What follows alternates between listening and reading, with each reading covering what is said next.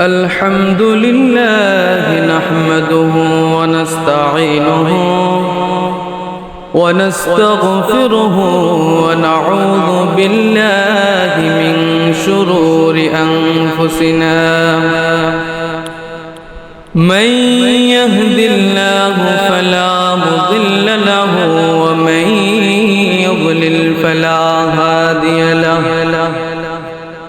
ونشهد أن لا إله إلا الله وحده لا شريك له ونشهد أن سيدنا ومولانا محمدًا عبده ورسوله أرسله بالحق بشيرا ونذيرا وداعيا إلى الله بإذنه وسراجا منيرا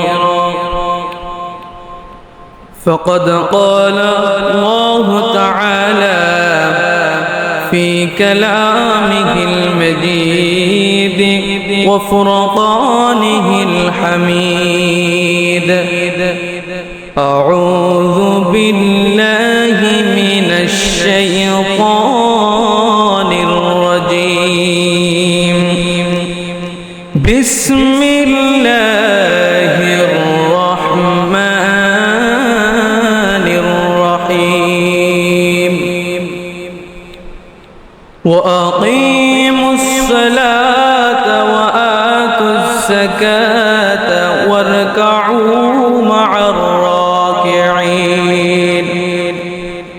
وقال رسول الله صلى الله عليه وسلم الصلاة عماد الدين من أقامها فقد أقام الدين ومن هدمها فقد هدم الدين بسم الله الرحمن الرحيم إن الله وملائكته يصلون على النبي يا أيها الذين آمنوا صلوا عليه وسلموا تسليما اللهم صل على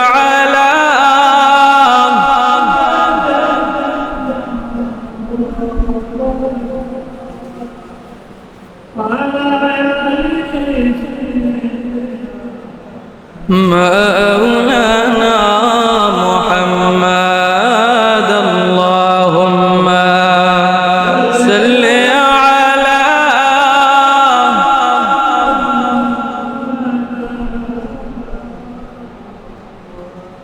وعلى آل سيدنا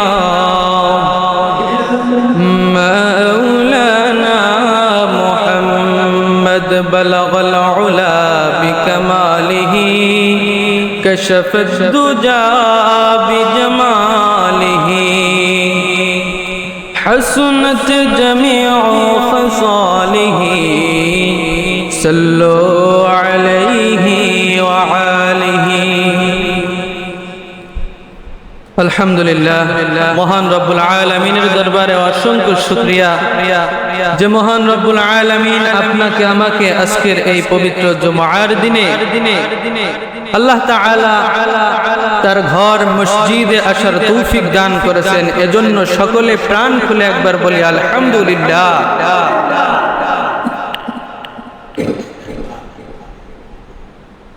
আমরা যদি জান্নাতি হতে চাই তবে রাসূলুল্লাহ সাল্লাল্লাহু আলাইহি ওয়াসাল্লামের তরিকা মোতাবেক আমাদের চলা লাগবে। আল্লাহ তাআলার হুকুমগুলো রাসূল সাল্লাল্লাহু আলাইহি ওয়াসাল্লামের তরিকা মোতাবেক হওয়া লাগবে। এবং রাসূল সাল্লাল্লাহু আলাইহি ওয়াসাল্লামকে ভালোবাসার অর্থ হলো তিনি যেই দিক নির্দেশনাগুলো দিয়ে গেছেন সেই দিক নির্দেশনার উপর আমল করা। যেমনি ভাবে তিনি আমল করেছেন, সাহাবা একরামগণ আমল করেছেন, তেমন ভাবে আমাদেরও আমল করতে হবে। এটাই হলো ভালোবাসার নিদর্শন। মদিনাওয়ালার প্রতি আমাদের মহব্বত থাকা দরকার আছে না? আমার মনের জল্পনা কল্পনা নবী যাব আমি সোনার মদিনায়, হায়রে যাব আমি সোনার মদিনায়। আমার মনের জল্পনা কল্পনা নবী যাব আমি সোনার মদিনায়, হায়রে যাব আমি সোনার মদিনায়। নবীজিকে ভালোবাসি, নবীজিকে ভালোবাসি, মনটায় আমার অনেক খুশি, এমন খুশি অন্য কোথাও মেলে না। হরে নবীজিকে ভালোবেসে, নবীজির মহব্বত ছাড়া আমরা কি জান্নাতে যাইতে পারবো? এই মহব্বতের অর্থ হলো রাসূলুল্লাহ সাল্লাল্লাহু আলাইহি ওয়াসাল্লামের আদর্শ মোতাবেক চলা। মদিনা ইমানের বাড়ি, তাই তো মদিনার জন্য কাঁদি। মদিনা ইমানের বাড়ি, তাই তো মদিনার জন্য কাঁদি। না মানিলে মানো না, না শুনিলে শোনো না, মদিনা ইমানের বাড়ি, মদিনা ইমানের বাড়ি। তাহলে রাসূল সাল্লাল্লাহু আলাইহি ওয়াসাল্লামের আদর্শ মোতাবেক আল্লাহ তাআলার বিধানগুলো আমাদেরকে মানা লাগবে, মান্য করা লাগবে। আমি যে আয়াতে কারিমা এবং রাসূল সাল্লাল্লাহু আলাইহি ওয়াসাল্লামের অসংখ্য হাদিস থেকে যে হাদিস শরীফ পাঠ করেছি, এই আয়াত এবং হাদিসে নামাজের গুরুত্ব, নামাজের ফজিলত, নামাজের তাৎপর্য সম্পর্কে আলোচনা করা হয়েছে। আল্লাহ রাব্বুল আলামিন যদি চান তৌফিক দান করেন তাহলে এ সম্পর্কে কিছু আলোচনা করব ইনশাআল্লাহ। আল্লাহ রাব্বুল আলামিন আমাদেরকে সকলকে আলোচনা শুনে আমল করার তৌফিক দান করুন। সকলে বলি আমিন। ইসলামের মূল ভিত্তি পাঁচটি জিনিসের উপর। কয়টি জিনিসের উপর? পাঁচটি জিনিসের উপর। কালেমা, নামাজ, রোজা, হজ, যাকাত। এই পাঁচটার মধ্যে প্রথম নাম্বারটা হলো কালেমা। পাঁচটার ভিতরে প্রথম নাম্বারটা হলো কালেমা। আর এই কালেমার স্বীকারোক্তি হলো ঈমান। কালেমার স্বীকারোক্তি ঈমান। এর সম্পর্ক ইতিকাদ তথা বিশ্বাসের সাথে। এর সম্পর্ক কিসের সাথে? বিশ্বাসের সাথে। এই কালেমার সম্পর্ক বিশ্বাসের সাথে, অর্থাৎ অন্তরে তাওহীদ ও রিসালাতের বিশ্বাস এবং জবানে তার স্বীকারোক্তির মাধ্যমে একজন মানুষ মুমিন মুসলমান হতে পারে, ঈমানদার হতে পারে। কিসের স্বীকারোক্তির মাধ্যমে? এই কালেমার স্বীকারোক্তির মাধ্যমে। অর্থাৎ তাওহীদ এবং রিসালাত এর ঘোষণা জবানে দিতে হবে, অন্তরে বিশ্বাস করতে হবে। এই ঈমান প্রথম নম্বর, যে মূল ভিত্তির প্রথম নাম্বার হলো কালেমা। এই কালেমার সম্পর্ক বিশ্বাসের সাথে, এই কালেমার সম্পর্ক বিশ্বাসের সাথে। এবং ঈমান এবং ইসলামের পরে যে চারটি বিধান রয়েছে, যে চারটি মূল ভিত্তি রয়েছে, এই মূল ভিত্তির প্রত্যেকটা হলো আমলি বিষয়। প্রত্যেকটা কিসি বিষয়? আমলি বিষয়। একটা হলো যাকাত, একটা কি যাকাত। এই যাকাতের সম্পর্ক কিন্তু সবার সাথে নয়। এই যাকাতের সম্পর্ক সমাজের এক শ্রেণীর বিশেষ মালদার ব্যক্তিদের সাথে সম্পর্কিত। সকলের জন্য যাকাত ফরজ হয়, তাও আবার বছরে একবার ফরজ হয়। আরেকটা হলো হজ। আরেকটা কি হজ। হজ এমন একটা ইবাদত বাইতুল্লাহ শরীফ পর্যন্ত যারা যাওয়ার সামর্থ্য রাখে কেবল তাদের জন্যই হজ ফরজ হয়। হজ কাদের জন্য ফরজ হয়? যাদের বাইতুল্লাহ শরীফ পর্যন্ত পৌঁছাবার সামর্থ্য আছে তাদের জন্য হজ ফরজ। তাদের জন্য হজ ফরজ, তাও আবার জীবনে একবার। কয়বার? জীবনে একবার ফরজ হয়। এরপরে 3 নম্বর বিষয় হলো রোজা। এই রোজা বছরে 1 মাস পালন করতে হয়। বছরে 1 মাস পালন করতে হয়।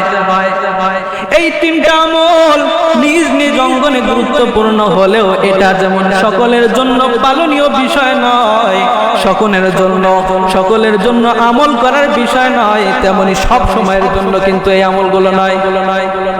এই 3টা আমল যাকাত, হজ এবং রোজা, রমজান মাস, এই রমজান মাস সব সময়ের জন্য, সকলের জন্য না না না।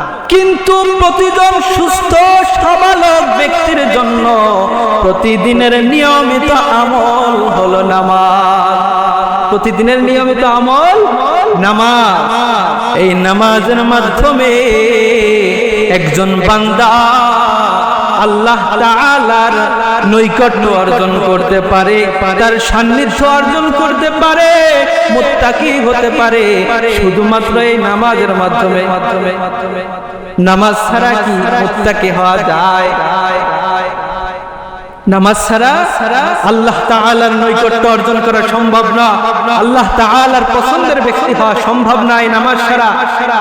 রাসূলুল্লাহ সাল্লাল্লাহু আলাইহি ওয়াসাল্লাম বলেন, আস-সালাতু ইমাদুদ্দিন, মান আকামাহা ফাকাদ আকামাদ-দ্বীন ওয়া মান হাদামাহা ফাকাদ হাদামাদ-দ্বীন। আস-সালাতু ইমাদুদ্দিন, নামাজ হলো ধর্মের খুঁটি। নামাজকে আরবিতে কি বলা হয়? সালাত। আর এই সালাত হলো ধর্মের খুঁটি। মান আকামাহা ফাকাদ আকামাদ-দ্বীন, যে এই খুঁটিকে ঠিক রাখলো সে যেন ধর্মকে ঠিক রাখলো। ওয়া মান হাদামাহা ফাকাদ হাদামাদ-দ্বীন, আর যে এই খুঁটিকে নষ্ট করলো সে যেন ধর্মকেই নষ্ট করলো। তাহলে নামাজ কত বড় গুরুত্বপূর্ণ ইবাদত আমাদের জন্য। আর এটা কিন্তু সব সময় পালনীয় বিষয়। এই উম্মতের উপর সর্বপ্রথম যেই ইবাদতটা ফরজ করা হয়েছে সেইটা হলো নামাজ। আর এই নামাজের মাধ্যমে বান্দা আল্লাহ তাআলার সান্নিধ্য অর্জন করতে পারে, আল্লাহ রাব্বুল আলামিনের নৈকট্য হাসিল করতে পারে। এই নামাজের মাধ্যমে আল্লাহ রাব্বুল আলামিন ইরশাদ করেন, উসজুদ ওয়াকতারিব, সিজদা করো নিকটবর্তী হও, সিজদা করো নিকটবর্তী হও। অর্থাৎ সিজদার মাধ্যমে বান্দা আল্লাহ তাআলার সবচাইতে বেশি নিকটবর্তী হয়। সুবহানাল্লাহ। রাসূলুল্লাহ সাল্লাল্লাহু আলাইহি ওয়াসাল্লাম ইরশাদ করেন, আকরাবু মা ইয়াকুনুল আবদু মির রাব্বিহি ওয়া হুয়া সাজিদ। বান্দা সিজদারত অবস্থায় তার রবের সবচাইতে নিকটবর্তী হয়, তার প্রতিপালকের সবচাইতে নিকটবর্তী হয় বান্দা যখন সিজদারত অবস্থায় থাকে। সুবহানাল্লাহ। এই সিজদার অর্থ হলো নামাজ। যার নামাজ যত বেশি তার সিজদাও তত বেশি, এবং সে আল্লাহ তাআলার তত বেশি কাছে যাইতে পারবে। তিনি আল্লাহ তাআলার তত বেশি কাছে, আল্লাহ তাআলার তত বেশি নিকটবর্তী হতে পারবেন যত বেশি আমরা নামাজ আদায় করতে পারব। আর নামাজ অত্যন্ত ফজিলতপূর্ণ একটি আমল। শরীয়তের অন্যান্য হুকুম আহকামগুলো আল্লাহ রাব্বুল আলামিন জিবরাইল আলাইহিস সালাতু ওয়াস সালামের মাধ্যমে নাজিল করেছেন ওহী আকারে। কিন্তু এই নামাজ আমাদের একটা ইবাদত, এই নামাজ এমন একটা আমল, এই নামাজ আল্লাহ রাব্বুল আলামিন রাসূলুল্লাহ সাল্লাল্লাহু আলাইহি ওয়াসাল্লাম তার প্রিয় হাবিবকে আরশে আজিমে নিজের সান্নিধ্যে ডেকে নবী এবং তার উম্মতের জন্য হাদিয়া উপঢৌকন হিসেবে দান করেছেন। সুবহানাল্লাহ। হাদিয়া উপঢৌকন স্বরূপ আল্লাহ রাব্বুল আলামিন নামাজ আমাদেরকে দান করেছেন। প্রত্যেক সৃষ্টি জীবের কিন্তু নামাজ আছে। নামাজ আল্লাহ তাআলার নিকট অত্যন্ত পছন্দনীয় আমল, অত্যন্ত পছন্দনীয় আমল হলো নামাজ। সৃষ্টি জীবের উপর কোন না কোন ভাবে নামাজকে আল্লাহ রাব্বুল আলামিন ফরজ করেছেন। হযরত শাহ আব্দুল আজিজ মুহাদ্দিস দেহলভী রাহমাতুল্লাহি আলাইহি বলেন, আল্লাহ রাব্বুল আলামিন প্রতিটা সৃষ্টির সৃষ্টিগত অবস্থার অনুকূলে তার নামাজ রেখেছেন। যেমন কারণ নামাজে শুধু কিয়াম আছে, রুকু নাই, সিজদাও নাই, তাশাহুদ নাই, বৈঠকও নাই। যেমন গাছপালা দাঁড়িয়ে আছে কিয়ামের অবস্থায়, এবং এই অবস্থায় সে তার তাসবিহ পাঠ করতেছে প্রভুর নামে, এটাই তার নামাজ। কারণ নামাজে কিয়াম নাই, শুধু রুকুর হালাত, সিজদাও নাই। যেমন পশু পাখি, পশু গৃহপালিত পশু, এরা রুকু অবস্থায় আল্লাহ রাব্বুল আলামিনের তাসবিহ পাঠরত অবস্থায় আছেন, এটাই তাদের নামাজ। সুবহানাল্লাহ। তাহলে কোনো না কোনো ভাবে প্রত্যেক সৃষ্টির উপর নামাজ কিন্তু আল্লাহ রাব্বুল আলামিন ফরজ করেছেন। কারণ নামাজ আল্লাহ রাব্বুল আলামিনের পছন্দের একটি আমল, পছন্দের একটি ইবাদত। কারণ নামাজ শুধু সিজদারত অবস্থায় আছে। যেমন কীটপতঙ্গ, কেঁচো ইত্যাদি যে সমস্ত সৃষ্টি আল্লাহ রাব্বুল আলামিন সৃষ্টি করেছেন, এগুলোর নামাজ সিজদারত অবস্থায় আছে। এই সিজদারত অবস্থায় তারা তাদের তাসবিহ পাঠ করে প্রভুর নামে। কারো নামাজ শুধু তাশাহুদের হালাতে আছে। যেমন পাহাড় তাশাহুদের হালাতে আছে, এই অবস্থায় সে তার তাসবিহ পাঠ করে প্রভুর নামে। ইরশাদ হয়েছে, কুল্লুন ক্বাদ আলিমা সালাতাহু ওয়া তাসবিহা, প্রত্যেকেই তার নামাজ এবং তাসবিহ সম্পর্কে জেনে নিয়েছে, কিন্তু তাদের এই নামাজ অসম্পূর্ণ। এ কারণে তাদের এই নামাজের কোনো বিনিময় দেওয়া হবে না। একমাত্র পূর্ণাঙ্গ নামাজ আল্লাহ রাব্বুল আলামিন আমাদের মানব জাতিকে দান করেছেন, বিশেষ করে উম্মতে মুহাম্মাদীকে ভালোবেসে দান করেছেন। সুবহানাল্লাহ। আর এই নামাজের বিনিময় রেখেছেন আল্লাহ রাব্বুল আলামিন। এই নামাজের বিনিময় হিসেবে জান্নাত এবং তার অফুরন্ত নিয়ামত সমূহ রেখেছেন বিনিময় হিসেবে। সুবহানাল্লাহ। প্রত্যেক নবী কিন্তু নামাজের অনুসারী ছিলেন। যুগে যুগে যত নবী একরাম এসেছেন এই পৃথিবীতে, প্রত্যেকেই কিন্তু নামাজের অনুসারী ছিলেন। প্রত্যেকেই কিসের অনুসারী ছিলেন? নামাজের অনুসারী ছিলেন। হযরত ইসমাঈল আলাইহিস সালাতু ওয়াস সালাম সম্পর্কে এসেছে, ওয়া কানা ইয়ামুরু আহলাহু বিস সালাতি ওয়াস যাকাতি ওয়া কানা ইনদা রাব্বিহি মারদিয়া। তিনি তার পরিবারের লোকদেরকে নামাজ এবং যাকাতের আদেশ দিতেন, নামাজ এবং যাকাত আদায়ের আদেশ দিতেন। তিনি ছিলেন তার প্রভুর কাছে অত্যন্ত পছন্দনীয়। তিনি ছিলেন প্রভুর কাছে অত্যন্ত পছন্দনীয়। হযরত মুসা আলাইহিস সালাতু ওয়াস সালাম, তাকে আল্লাহ রাব্বুল আলামিন নামাজের আদেশ দিয়েছেন, নামাজের নির্দেশ দিয়েছেন। ইরশাদ হয়েছে, ইন্নানি আনাল্লাহ, আমি আল্লাহ, আমি আল্লাহ, লা ইলাহা ইল্লা আনা ফা'বুদনি ওয়া আকিমিস সালাতা লিযিকরি। লা ইলাহা ইল্লা আনা, আমি ছাড়া কোনো উপাস্য নাই, আমি ছাড়া ইবাদতের যোগ্য কোনো মাবুদ নাই। ফা'বুদনি, অতএব আমার ইবাদত করো, আমার বন্দেগী করো। ওয়া আকিমিস সালাতা লিযিকরি, আর আমার স্মরণে নামাজ কায়েম করো। আমার স্মরণে কি করো? নামাজ কায়েম করো। এইটা মুসা আলাইহিস সালাতু ওয়াস সালামকে আল্লাহ রাব্বুল আলামিন নির্দেশ দিচ্ছেন, আমার স্মরণে নামাজ আদায় করো, নামাজ কায়েম করো, নামাজ প্রতিষ্ঠা করো। হযরত ইব্রাহিম আলাইহিস সালাতু ওয়াস সালাম তার স্বীয় রবের কাছে প্রার্থনা করে বলেন, রব্বি জাআলনি মুকিমাস সালাতি ওয়া মিন যুররিয়্যতি রব্বানা ওয়া তাকাব্বাল দুআ।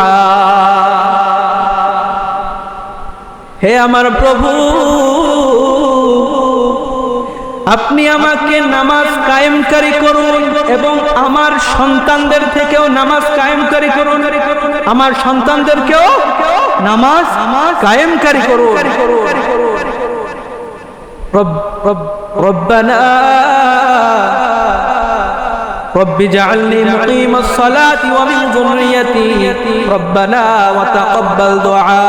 হে আমাদের প্রভু, আমার দোয়াকে কবুল করুন। এইটা কার প্রার্থনা?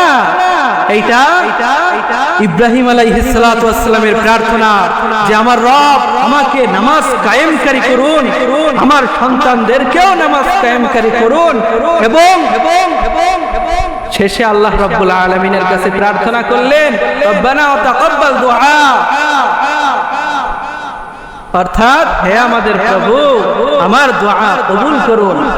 এমনি ভাবে হযরত মুহাম্মদ সাল্লাল্লাহু আলাইহি ওয়াসাল্লাম আল্লাহ তাআলার প্রিয় রাসূলকে নামাজের আদেশ দিয়েছেন আল্লাহ রাব্বুল আলামিন, ওয়া আমুর আহলাকা বিস-সালাত ওয়াসতাবির আলাইহা লা নাসআলুকা রিজকা নাহনু নারযুকুকা ওয়াল আকিবাতু লিত-তাকওয়া।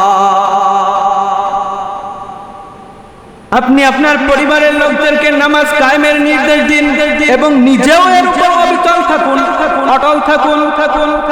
আমি আপনার কাছে রিজিক চাই না, বরং আমি আপনাকে রিজিক দেই। লা নাসআলুকা রিজকা নাহনু নারযুকুকা, আমি আপনার কাছে রিজিক চাই না, বরং আমি আপনাকে রিজিক দেই।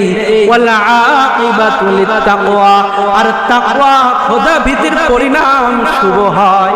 খোদা ভীতির পরিণাম শুভ, ভালো। তাহলে এর মাধ্যমে আমরা জানতে পারি আল্লাহ রাব্বুল আলামিন তার প্রিয় হাবিবকে, প্রিয় রাসূলকে এবং তার পরিবারকে নামাজের আদেশ দিয়েছেন, নামাজের নির্দেশ দিয়েছেন। তাহলে নামাজ কত বড় গুরুত্বপূর্ণ ইবাদত, শুধু নির্দেশই দেন নাই, শেষে বলা হয়েছে ওয়াল আকিবাতু লিত-তাকওয়া, আর তাকওয়ার পরিণাম শুভ। এর মাধ্যমে বোঝা যাচ্ছে যে নামাজ ছাড়া কেউ তাকওয়া অর্থাৎ পরহেজগারি হতে পারবে না। নামাজ ছাড়া কেউ কখনো তাকওয়ার অধিকারী মুত্তাকি হতে পারবে না। সমস্ত আম্বিয়া ইকরামগণ নামাজের মাধ্যমে প্রভুর কাছ থেকে দুনিয়া এবং আখিরাতের কল্যাণ চেয়ে নিয়েছে।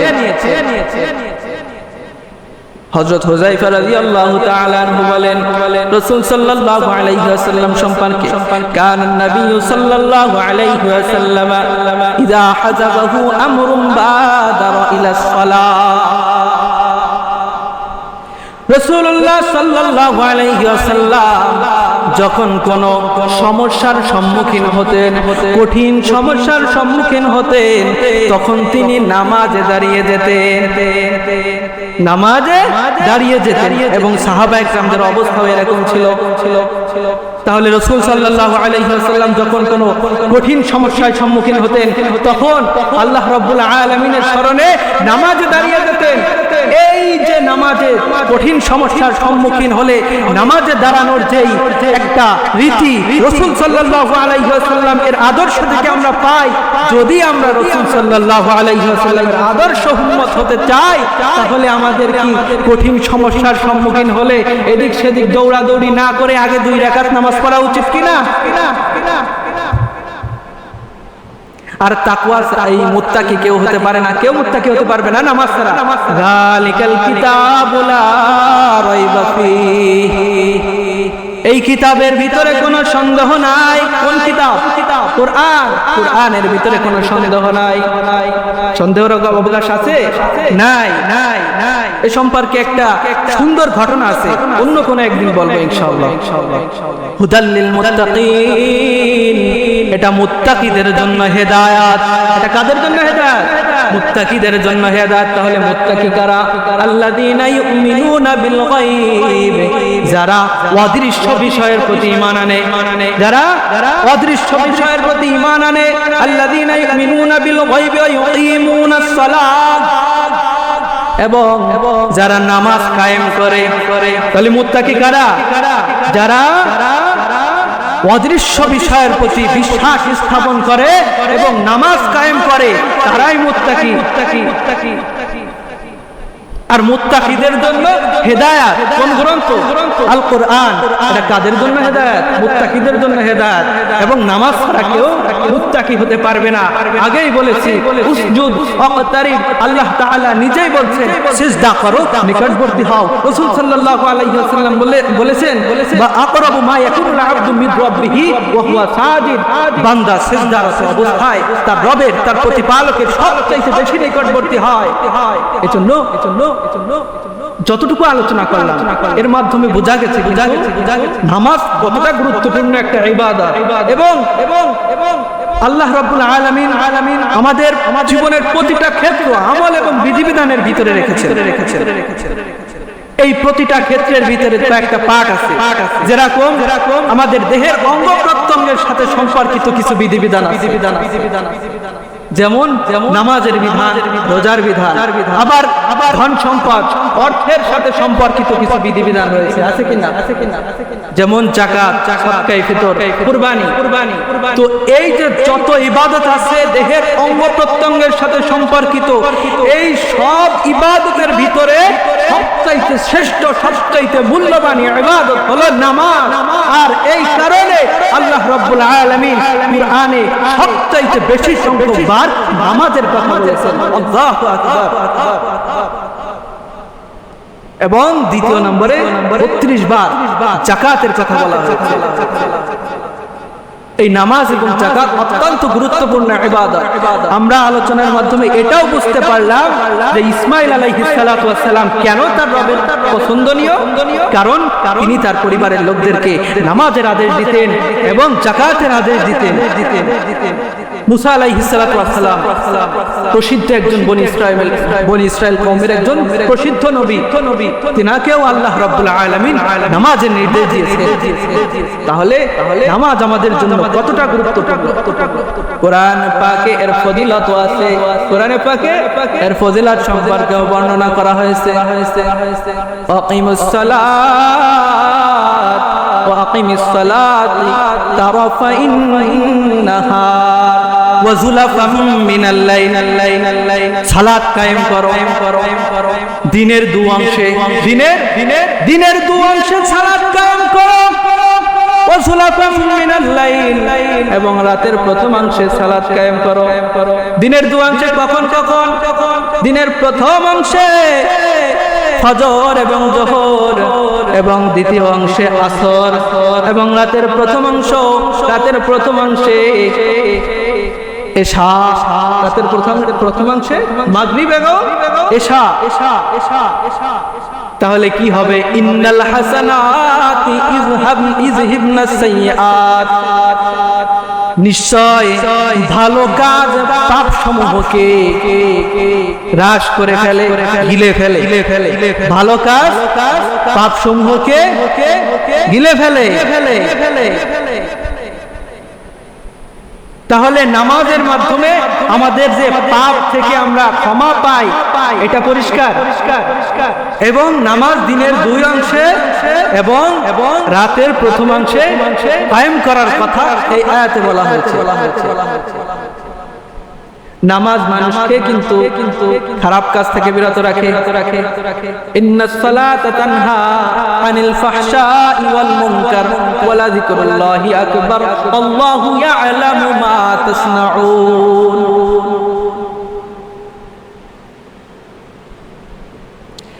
নিশ্চয় নামাজ অশ্লীল এবং গর্হিত কাজ থেকে বিরত রাখে। ওয়ালা যিকরুল্লাহি আকবার, সর্বশ্রেষ্ঠ স্মরণ, সর্বশ্রেষ্ঠ জিকিরকে নামাজ। আল্লাহু ইয়ালামু মা তাসনাউন, আল্লাহ রাব্বুল আলামিন সে সম্পর্কে জানেন যা তোমরা করো। আমরা যাই করি না কেন আল্লাহ রাব্বুল আলামিনের সম্পর্কে কি গাফেল? একদমই না, এ সম্পর্কে গাফেল না।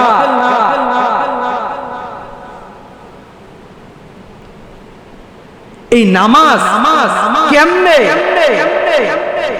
মানুষকে পাপ থেকে দূরে রাখে, এর একটা দৃষ্টান্ত, এর একটা সুন্দর ঘটনা আছে।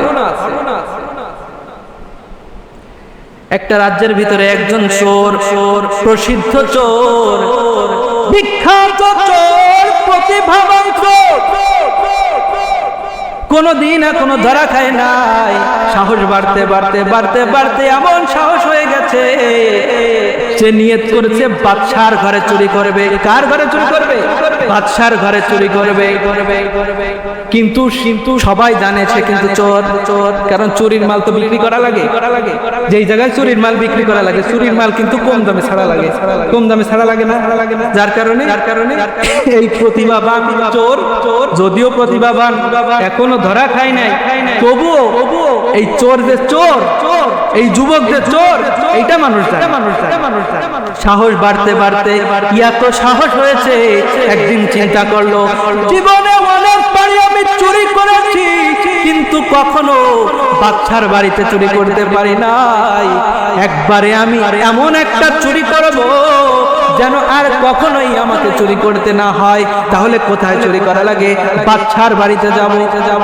বাদশাহের দারওয়ানকে ফাঁকি দিয়ে, বাদশাহের সেনা সদস্যকে ফাঁকি দিয়ে রাজমহলে ঢুকে পড়লো ওই চোর। গাউজওয়ান চোর, গায়ে শক্তি আছে, কিছুই মনে করে না, বুদ্ধিও আছে। ঢুকে পড়ছে। চোর চুরি করার সন্ধানে আছে, এমন সময় তার কানে আওয়াজ ভেসে আসে। তার কানে আওয়াজ ভেসে আসে, ভিতরে যেন কে কথা বলে। মনে হচ্ছে বাদশা এবং তার স্ত্রী কথা বলতেছে। আমি অনেক চুরি করেছি, কিন্তু বাদশা এবং তার স্ত্রীর আলাপ কোনোদিন শুনি নাই। আমি আজকে চুরি করি আর না করি, আমি বাদশা এবং তার স্ত্রী কি আলাপ করে এটা আমি শুনবো। যথারীতি ওই চোর কান পেতে রাখলেন বাদশাহের ঘরে, বাদশার ঘরে কান পেতে রাখলেন। ভিতরে কি আলোচনা হয়? এমন এক বিষয়ে আলোচনা চলছে, চোরেরও বেশ মজা লাগতেছে যে আসলে কোন পর্যায়ে যায়, আসলে কোন পর্যায়ে যায়। এমন কিছু সংবাদ, এমন কিছু তথ্য সে পাইল, ওখানে আর চুরি করতে পারলো না। চুরি না করে সরাসরি সে প্রথমেই মসজিদে গিয়ে হাত ছাড়লো। ইমাম সাহেব আসেননি। সরাসরি ওই রাত্রে চোর চুরি করে কখন? রাত্রের বেলা। চোর বেশিরভাগ ক্ষেত্রে চুরি করে রাত্রের বেলা, আর তৎকালীন সময় চোরের চুরি করার খাসলাত রাতের বেলাই হবে। তো ওই বহু রাত্র, ওই রাত্রে চলে গেছে মসজিদে যাওয়ার পরে ইমাম সাহেবকে বলতেছে, ইমাম সাহেব ওঠেন, আমি মসজিদে ঢুকতে চাই, আমাকে মসজিদে প্রবেশের অনুমতি দিন। ইমাম সাহেব বের হয়ে বলে, আহারে তুমি তো চোর, তুমি এখানে এসে কি করবা? তুমি কি আমার চাকরি খাইতে আসছো? মসজিদের আসবাবপত্র আছে, বাতি আছে, মসজিদের মুসাল্লিরা যখন আসে তখন স্যান্ডেল থাকে, তুমি কি এগুলো চুরি করতে আসছো? মনে মনে হাসে আর বলে যে আমি তো চুরি করতে আসি নাই, এমন জিনিস আমি পাইতে আসছি যেই জিনিস তোমরা কেউ কল্পনাও করতে পারবে না। ওই বাদশা যেদিন ওই চোর চুরি করতে গেছিল, ওই বাদশা সেদিন আলাপ করতেছিল মেয়ের বিয়ের সম্পর্কে।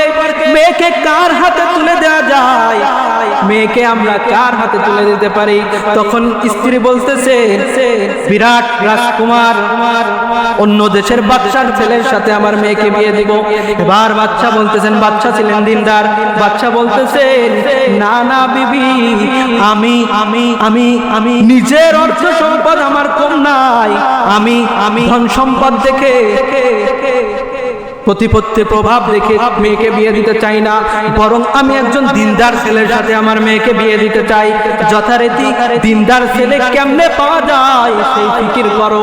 আমি চাই না আমার মেয়ে সম্পদশালী কোনো ব্যক্তির হাতে যাক, আমি চাই আমার মেয়েটা একজন দিনদার আল্লাহওয়ালার কাছে যায়, এতে আমার পরকালীন শান্তি হবে।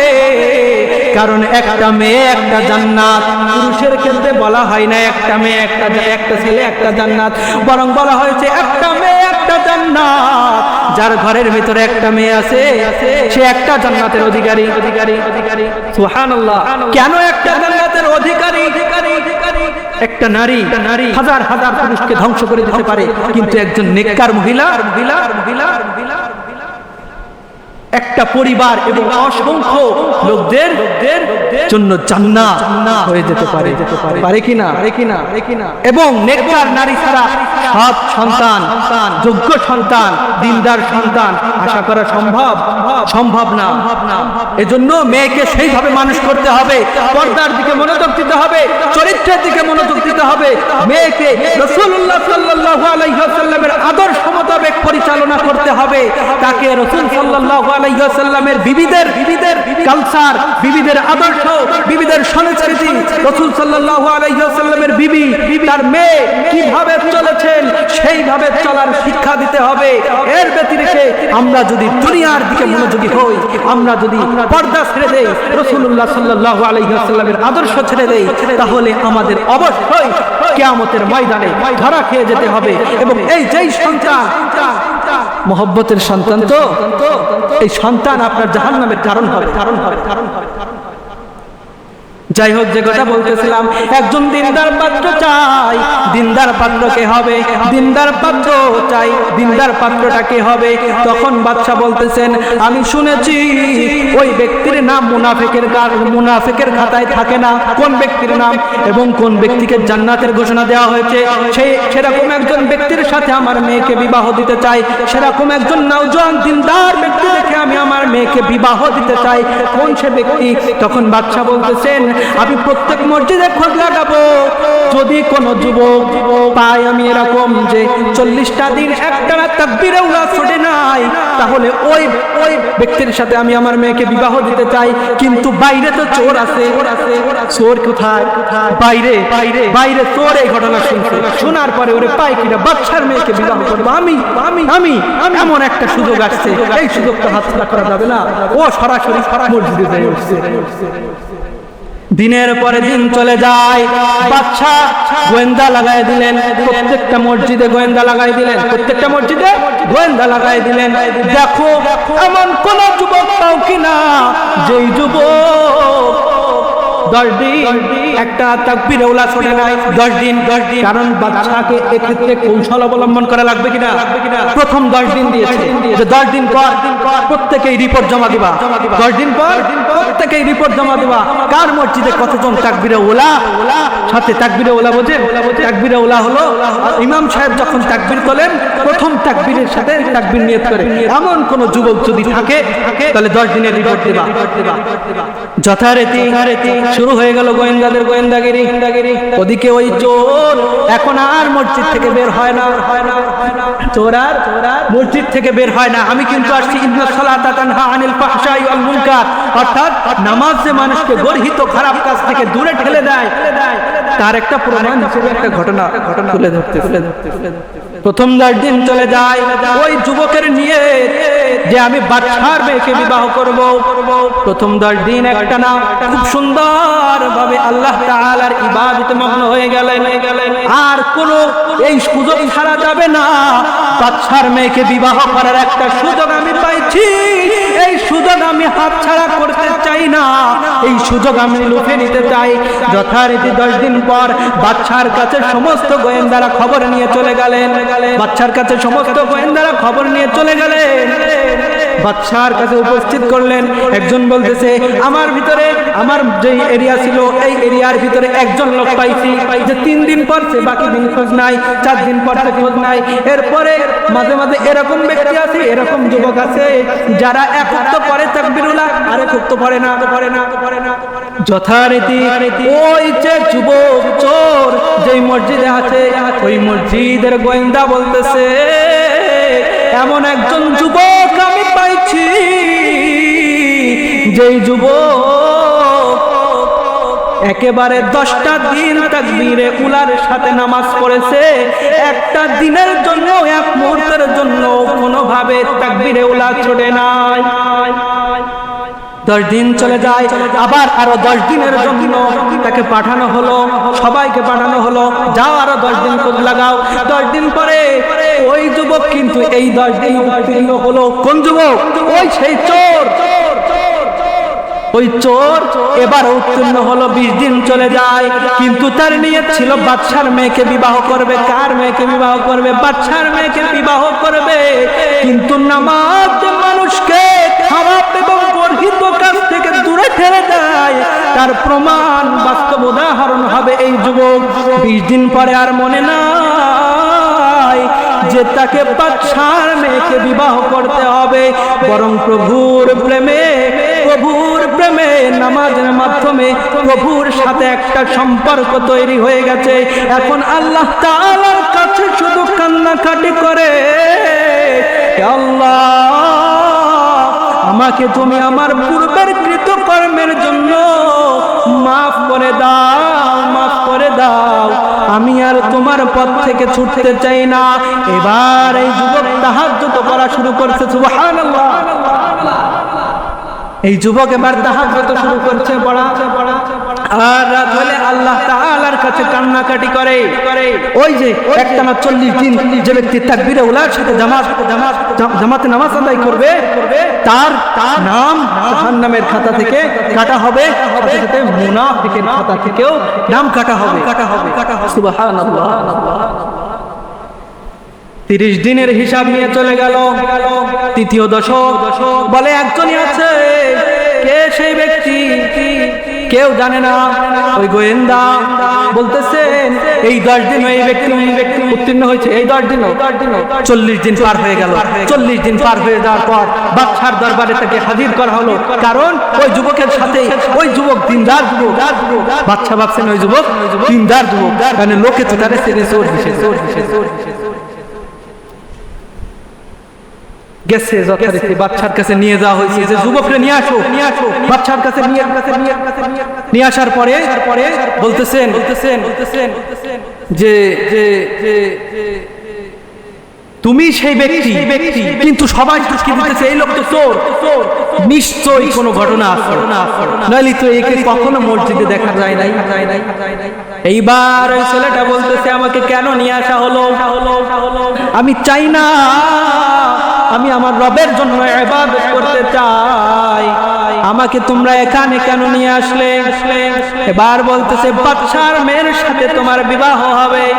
যখন জনগণ সবাই রায় দিল যে এই ব্যক্তিটা হলো চোর, এই নওজোয়ান হলো চোর, তখন বাদশা বললেন না না, আমি চোরের সাথে আমার মেয়েকে বিবাহ দিতে চাই না, চোরের সাথে আমার মেয়েকে বিবাহ দিতে চাই না। এইবার ওই যুবকটাকে বলতেছেন ওহে বাদশা, তুমি তো দুনিয়ার বাদশা, কিন্তু আমি তোমার বাড়িতে চুরি করতে এসে আমি আমার প্রভুকে পেয়ে গেছি। আমি আমার রবের ভালোবাসা থেকে অন্য কারো কাছে যাইতে চাই না। তোমার মেয়েকে তুমি কোথায় বিবাহ দিবা আমি জানি না, কিন্তু শুনে রাখো বাদশা, তোমার বাড়িতে আমি চুরি করতে এসেছিলাম।